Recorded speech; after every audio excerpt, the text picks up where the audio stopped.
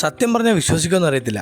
എന്നാലും പറയാം, യായുവിന് ബജ്ജി കഴിക്കാൻ ഭയങ്കര ആഗ്രഹം. ശരിക്കും യായുവിന് ബജ്ജി കഴിക്കാൻ ഭയങ്കര ആഗ്രഹമാണ്. 2-3 ദിവസമായിട്ട് പുള്ളി പറയുന്നുണ്ട് ബജ്ജി കഴിക്കാമെന്ന്. എന്നാൽ പിന്നെ ഇന്ന് പോയി കഴിച്ചേക്കാന്ന് ഓർത്തു. നമ്മൾ നേരെ പാലായിലുള്ള മുരിക്കുമ്പുഴയിലെ ചേച്ചിമാരുടെ കടയിലേക്കാണ് പോകുന്നത് ബജ്ജി കഴിക്കാനേ. ഇവിടെ നല്ല ചൂട് ബജ്ജി കിട്ടും. കുറച്ച് ലേറ്റായി ചെന്നുകൊണ്ട് മുട്ടയും മുളകും മാത്രമുള്ളായിരുന്നു. ഓൾമോസ്റ്റ് ബാക്കിയെല്ലാം തീർന്നായിരുന്നേ. പക്ഷെ നല്ല സൂപ്പർ ബജ്ജിയായിരുന്നു. നല്ല ചൂട് ബജ്ജി, നല്ല ചെറിയ ചാറ്റൽ മഴ. ചെന്നപ്പോഴേ യായുവിന് മുട്ട ബജ്ജി മതി എന്ന് പറഞ്ഞു. യായു അമ്മ ഓരോ മുട്ട ബജ്ജി എടുത്തു. ഞാനൊരു മുളക് ബജ്ജി എടുത്തിട്ട് സൈഡിൽ നിന്ന് പയ്യെ കഴിച്ചു തുടങ്ങി. വൈകുന്നേര സമയങ്ങളിൽ ഒരു 4 മണി 5 മണിയോട് കൂടിയൊക്കെ ഈ കട ഓപ്പൺ ചെയ്യുവേ. എപ്പോൾ വന്നാലും നല്ല ചൂട് സാധനം ഇവിടെ കിട്ടുന്ന കേട്ടോ. പിന്നെ നല്ല ബൂസ്റ്റിയായും ഹോർലിക്സായും ബ്രൂ കോഫി ഒക്കെ നമുക്ക് കിട്ടുവേ. അപ്പോൾ നമ്മൾ ഇച്ചിരി ലേറ്റായിട്ട് വന്നുകൊണ്ട് പിന്നെ അതൊന്നും ഓർഡർ ചെയ്യാൻ നിന്നില്ല. ബജ്ജി കഴിച്ചുകൊണ്ടിരുന്നപ്പോൾ യായു പറഞ്ഞു യായുവിന് ജ്യൂസ് വേണമെന്ന്.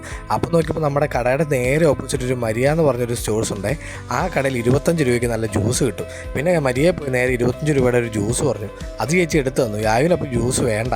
പിന്നെ അമ്മു ശകലം കുടിച്ച് കാണിച്ചപ്പോൾ യായു കുടിക്കാമെന്നൊക്കെ ഏറ്റു. യായും പിന്നെ കുറച്ച് ജ്യൂസൊക്കെ കുടിച്ചു.